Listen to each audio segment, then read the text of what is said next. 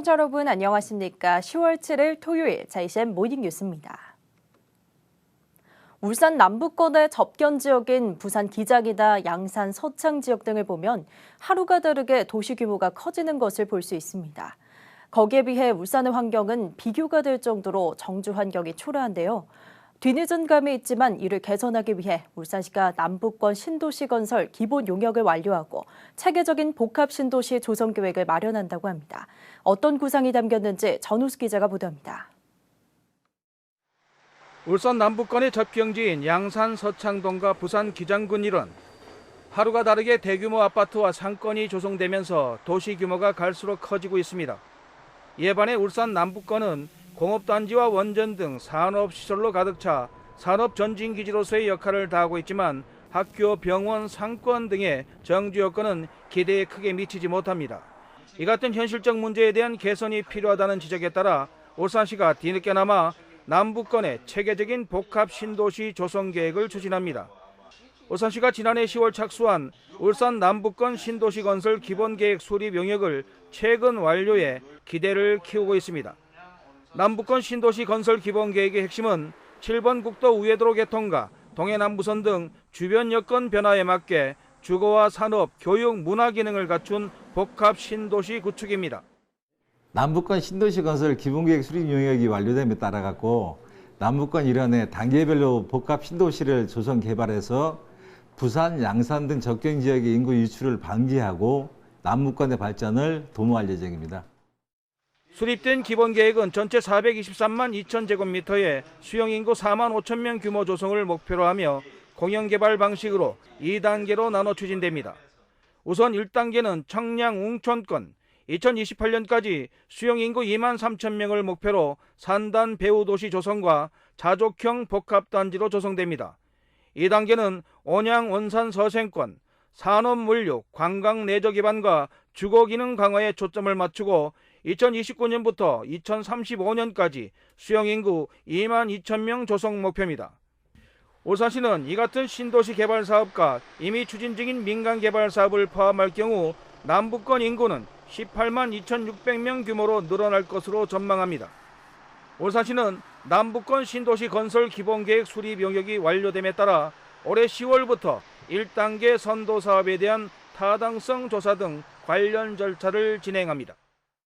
울산시는 내년 6월경 개발계획과 개발 방식이 최종 확정되면 보다 구체적인 사업 추진 계획을 발표할 예정입니다. JCN 뉴스 전우수입니다.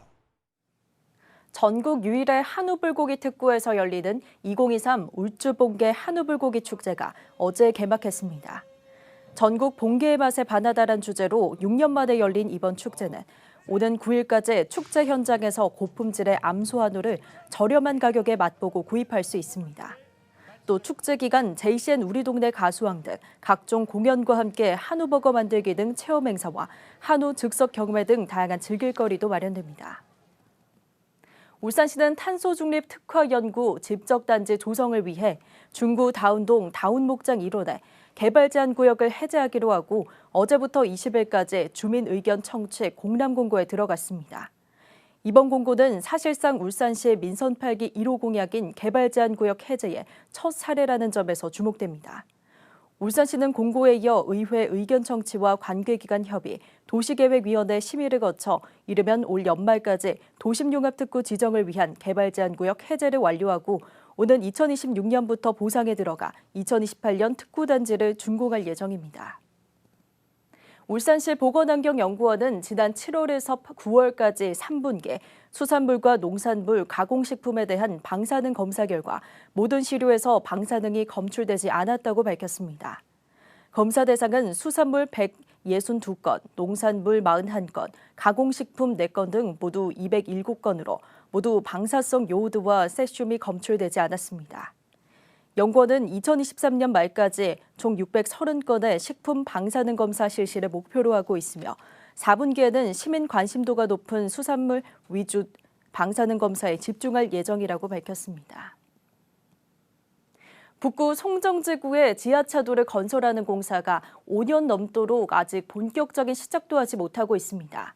계획대로라면 이미 지난해 끝났어야 할 공사인데 연약 지반이 발견되면서 지연되고 있다고 합니다. 주민과 상인들의 불만이 터져나오고 있는데 문제는 시간이 더 걸릴 수도 있다는 겁니다. 전동은 기자의 단독 보도입니다. 도로에 주황색 바리케이드가 줄줄이 놓여 있습니다. 차선이 복잡하게 얽혀 있어 위험해 보이기까지 합니다. 당초 2022년 준공 예정으로 지난 2018년 시작된 지하차도 개설 공사인데 5년째 이어지고 있는 겁니다.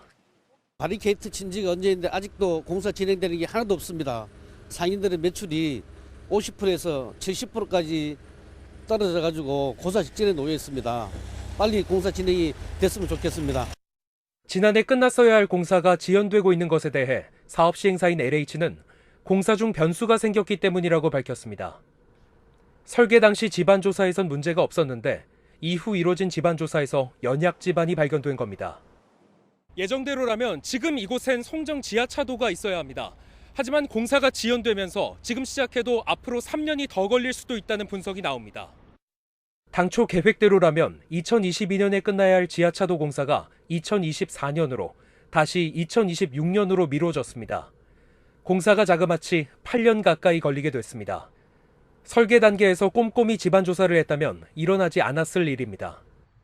이런 연약층이 갑자기 발견된다거나 하는 경우가 가끔씩 일어나게 됩니다. 이런 문제가 발생할 수 있기 때문에 사전 계획 단계부터 지반 조사를 조금 촘촘하게 할 수 있게 하는 방안이 좀 강구되어야 하지 않나. LH는 재설계가 마무리되는 대로 공사에 착수할 예정이라고 밝혔습니다. 언제 끝날지 모를 공사가 이어지는 동안 피해를 보는 건 애꿎은 주민들과 상인들입니다. JCN 뉴스 전동훈입니다. 울산 조선 및 유관산업 발전 종합계획 착수 보고회가 어제 시청 대회의실에서 열렸습니다. 울산 조선 및 유관산업 발전 종합계획은 현재 조선산업과 유관산업의 디지털 전환 실태를 파악하고 대중소기업 동반 성장과 신성장 동력 확보 방안 구축을 위해 추진됩니다. 이번 종합계획은 울산정보산업진흥원에서 주관해 오는 12월까지 완료할 예정입니다. 북구청이 세금 감면 혜택을 놓쳤던 장애인 납세자들을 찾아내 900만 원의 세금을 환급했습니다. 북구청은 자동차세 감면 대상인데도 세금을 납부한 장애인 납세자 22명을 찾아내 이들이 이미 납부한 자동차세 89건에 대해 900만 원을 환급했다고 밝혔습니다. 또 계속해 감면 혜택을 받을 수 있도록 조치했다며 규정을 모르거나 감면 신청을 누락해 납부하는 경우가 없도록 납세자 권리 보호에 앞장서겠다고 말했습니다. 울산시 초청으로 언미디어, ETtoday 등 7명의 기자들로 구성된 대만 기자단이 오는 9일부터 12일까지 4일간 울산을 방문합니다. 기자단은 이 기간 동안 전통 옹기 문화를 체험할 수 있는 외고산 옹기마을과 옹기박물관, 울산대교 전망대, 장생포 고래문화특구, 대양항공원 출렁다리 등 울산 대표 관광지를 둘러볼 예정입니다. 이들 기자단이 취재한 내용은 10월 말부터 야후뉴스, 야후투어, 라인투데이 등 각종 대만 포털 사이트를 통해 보도될 예정입니다. 다음은 이슈인 뉴스 시간입니다. 오늘은 고려대 이명훈 명예교수를 만나 조선통신사로 활동한 이해 선생의 동생을 일본에 세우기 위한 사업에 관해 얘기 나눠봤습니다.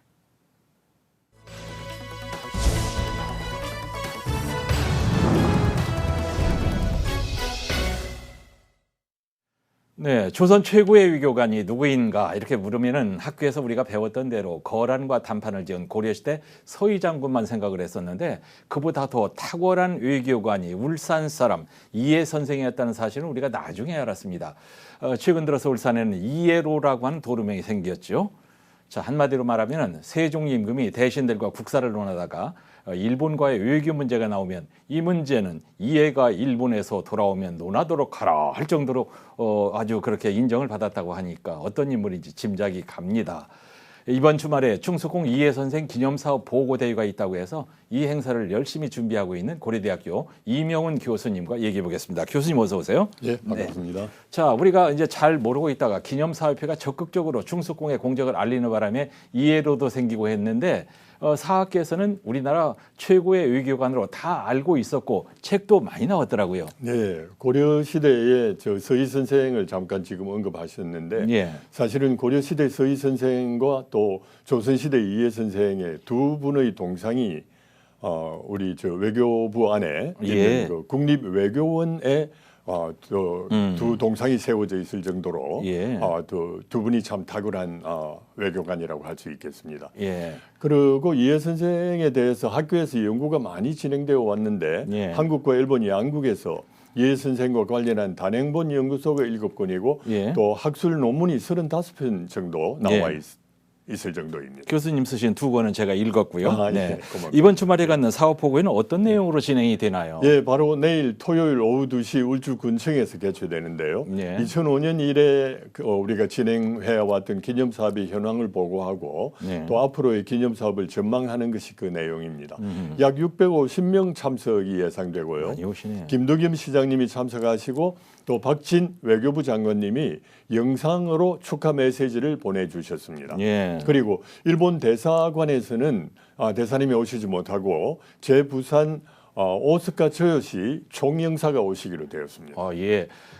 귀에 확 들어오는 소식이 일본 교토에 이해 선생의 동상을 세우게 될 것이라는 얘기인데 이게 어떻게 나온 얘기고 얼마나 지금 진행이 되고 있습니까? 네, 일본 교토에 있는 제1본 대한민국 민단의 교토 본부 건물 앞에 동상을 세우기로 합의가 됐습니다. 예. 교토는 당시 일본의 수도였고 또 이해 선생이 막부 쇼군을 만난 네 차례나 될 정도로 예. 그 의미가 크다고 봅니다. 예. 이 일을 위해서 외교부와 또 오사카 총영사관도 많이 협조를 해주셨고 예. 특히 지역 국회의원이신 이채익 의원께서도 함께 저와 함께 예. 일본 교토에 가서 민단 분들과 협의를 해주고 이래 하실 정도로 도움을 많이 받았습니다. 그랬군요. 네. 예. 일본 교토에 선생의 동상이 세워진다고 하는 얘기는 일본에서도 선생의 외교 역량을 존경한다, 존중한다 이런 의미가 아닌가요? 예, 뭐 이해 선생에 대한 일본 시민 사회의 관심은 오히려 우리나라보다도 더 좀 많지 않을까 하고 생각됩니다. 예. 2005년도에는 이해 선생 공적비가 대마도에 세워졌고 또 2010년도에 그 이해 선생의 기념비를 교토의 도시샤 대학 군에 세우려고 하다가 예. 당시에 한일 관계가 갑자기 악화되면서 결국 성사되지는 못했거든요. 아쉬웠네. 그리고 이해 선생의 평전 소설이 동경에서 출판되었고 예. 영화가 또 제작되어가지고 영화까지. 예. 그 북쪽에 홋카이도로부터 예. 제일 남쪽의 오키나와까지 개봉관에서 개봉되기도 했습니다. 예. 그리고 또 나카다 미노루라고 하는 학자가 있는데 이분은 이해 선생을 연구해서 요코하마 국립대학에서 박사학위를 취득하기도 했습니다. 예. 우리 이명훈 교수님은 이해의 사명, 조선 최고의 외교관 이해라는 책도 내셨고 20년 가까이 이해 선생을 연구하고 기념사업에 열정을 쏟으셨는데 선생의 여러 활동 중에서 어떤 점이 특별하게 마음에 와 닿던가요? 예, 이해 선생의 외교 활동을 관통하는 키워드가 무엇일까 하고 한번 생각을 해보았는데 예. 반전과 성화라는 말이 떠오릅니다. 고려 시대에 태어나 조선 시대에 죽고 예. 향리 계급에서 출발해서 종이품 당상관 벼슬까지 오르고 또 변방인 울산에서 활동하다가 멀리 오키나와까지 파견된 그 바닷길을 예. 개척하기도 했던 이런 것이 반전이라고 생각을 했고요. 예. 다음으로 성화를 생각했는데 예. 8살에 외구에게 어머니를 잃고 또 아들은 통신사로 또 아버지를 따라서 통신사로 파견되어 가다가 예. 대마도 앞바다에서 풍랑을 만나서 수중 고혼이 되죠. 그런데 이런 그 한을 이해 선생은 가슴에 품어두지 않고 오히려 예. 일본에 잡혀간 조선인들을 고향으로 데리고 오는 것으로 그 한을 풀었다고 하는 점에서 예. 그 성화라고 하는 단어가 떠올랐습니다. 예. 사업회에서는 앞으로 어떤 계획을 더 하실 계획이세요? 예, 가장 급선무는 무엇보다도 이해 기념관입니다. 김두겸 시장님이 처음부터 적극적으로 지원해 주시고 네. 또 김영길 중구청장님은 선거 공약으로 추진하고 계시거든요. 예. 그런데 중구청이 얼마 전에 타당성 조사를 발표했습니다. 이 사업에. 예. 그래서 조만간 구체적인 윤곽이 나올 것으로 기대하고 있습니다. 예. 자, 이해 선생과 관련해서 우리 시장님께서도 이제 여러 가지 도움을 주신다고 했는데 더 부탁하실 말씀은 없으세요? 예, 사실은 워낙 많이 도와주셨기 때문에 부탁 말씀보다도 오히려 더 뭐 감사 말씀이 더 많습니다만 예. 꼭 말씀드리자고 하면 역시 그 이해기념관이 차질 없이 좀 잘 되도록 좀 돌봐달라고 하는 그 부탁 말씀이고, 또 하나는 예. 좀 전에 말씀드린 그 이해함이라고 한다든지 예. 하는 이런 쪽으로 좀 이래 울산시 차원에서 예, 예. 도와주셨으면 좋겠다 하는 생각을 가지고 있습니다. 알겠습니다. 태화로에 이해공원이 있고요. 바로 옆에는 이해유허비가 있습니다. 이해 선생님이 평소에 거하시던 그런 곳이라고 하는데요. 자, 우리 시민들 오고 가시면서 목례라도 한번 하시고 지나가시면 좋겠어요. 이해 선생을 연구하고 계시는 고려대학교 이명훈 교수님과 함께했습니다. 교수님 감사합니다. 감사합니다. 공공생활체육시설 학성 다목적 체육관이 문을 열고 오늘부터 운영에 들어갑니다. 학성 다목적 체육관은 문체부 생활 SOC 단일화 사업 공모 선정으로 기금과 지방비 등 사업비 17억 9천만 원이 투입돼 지난해 2월 착공해 지난 8월 공사를 마쳤습니다. 학성 다목적 체육관은 부지 면적 920여 제곱미터, 연면적 640여 제곱미터, 지상 1층 규모로 배드민턴 코트 4면과 휴게실, 샤워장 등의 편의시설을 갖추고 있습니다.